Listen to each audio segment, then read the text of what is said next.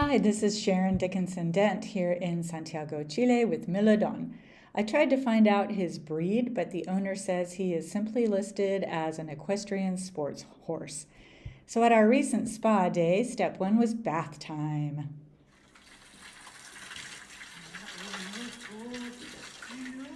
He was not thrilled because the water was cold and the air is still a bit chilly. It's spring here. He was very, very dirty. It took a few rounds of shampoo with the mane and tail shampoo and scrubbing with the curry comb to get all that dust out of his thick winter coat. I also wanted to point out that Milodon is barefoot and he was due for a trim on this day, so the owners asked me not to do anything with his hooves. Next, I tied Milodon up in the sun and washed his face with a sponge. Here I'm showing what I might have done if the owners had allowed me to clip him. I agree with the FEI that we shouldn't clip the sensory whiskers along his chin, but I would clip any scraggly hairs hanging off his jawline. I would pull his ear back and trim his bridle path to the length of his ear, trim up any hair along his withers that might get under the saddle pad, and clip the edges of his ears. I would clip his coronet hair using an upward motion and his fetlocks using a downward motion.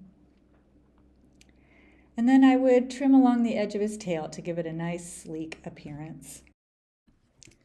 I was hoping to do a Dutch braid, but he had too many little short hairs and I just couldn't get them to stick together. So I ended up going with a standard French braid, which I think turned out pretty nice. The owners didn't want me to pull his mane, but if I were going to, I would use a metal comb with hopefully more teeth than this one, and I would section off a small amount of hair, tease back the hair that's already short enough, about the length of one hand plus an inch or so, and then wrap the extra long hair around a comb and rip it out. I'd work my way from the withers up to his ears. After separating his forelock from his mane, I stood on this wobbly stump to start braiding. I wanted to try those scalloped braids that we saw in a class video. I had never seen that before, and I thought they turned out really well. He was so handsome.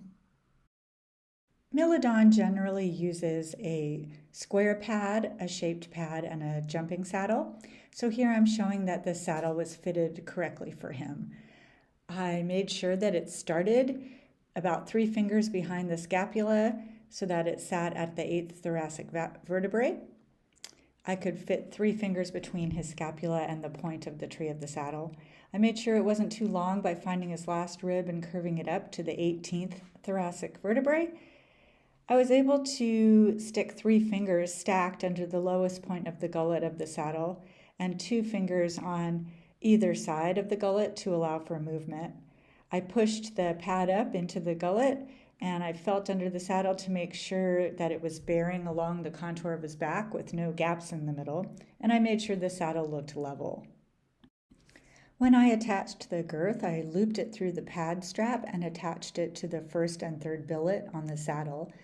I notched one hole at a time, gradually on both sides so that they were equal. And I made sure that the girth didn't sit right behind his knee, but was about 4 inches from the back of his knee to the middle of the girth. This was the step I was dreading the most. Milodon is notorious for being horrible about taking the bit, and even his owners struggle every time they have to put it on. When the owner saw me pulling the bridle out, she just laughed. Usually she speaks Spanish to me, but she said in English, "Good luck," and walked away.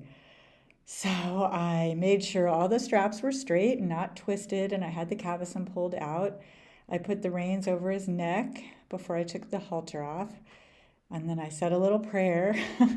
And I tried to put my right hand between his ears to hold his head down in hopes of grabbing the top of the bridle with that hand, but I couldn't keep his head down. He just kept tossing his head like a madman.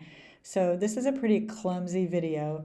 And it was about my 4th time trying, but I finally got him to take the bit. Now.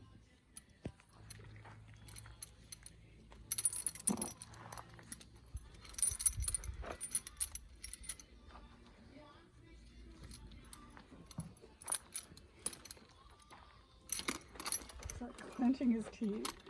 Yay! Yay! We did it. I was.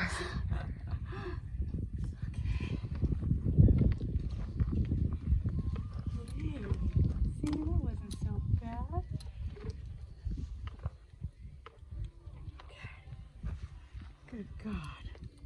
You're such a little jerk.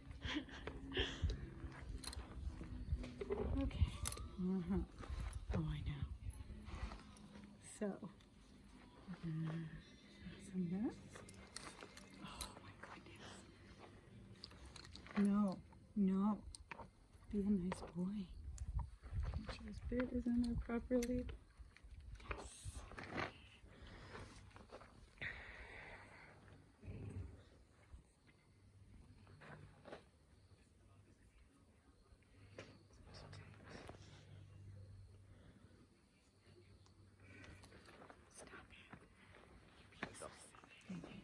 After I finally got the bridle on him, I was able to make sure that it fit appropriately.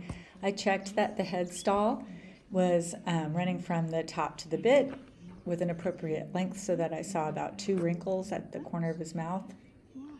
The cavesson was just in front of the head stall cheek piece and ended about 2 fingers below the end of his cheekbone. The buckle was tight enough to keep his mouth closed, but not so tight that it put pressure on his nose. The throat latch was tight enough to keep the bridle from being pulled off, but there was about the amount of space of a closed fist between his cheek and the throat latch. The brow band fit in the groove just below his ears and at the break of the throat latch and the cheek piece. I also observed that it was even on both sides and made sure the keepers were secured. As Melodon is transitioning to going barefoot, he now wears these super cute little hoof boots.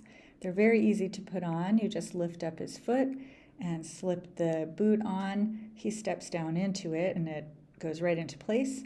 And then you secure the straps in the front and the strap that goes around his ankle. I did notice afterwards that the one on the right was crooked and I took it off and fixed it. I also put on splint boots, but I forgot to document that in photos or videos.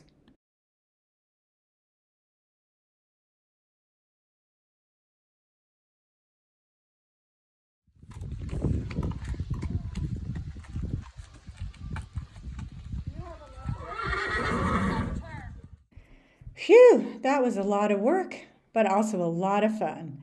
Thanks for the opportunity. I think Melodon turned out absolutely beautiful.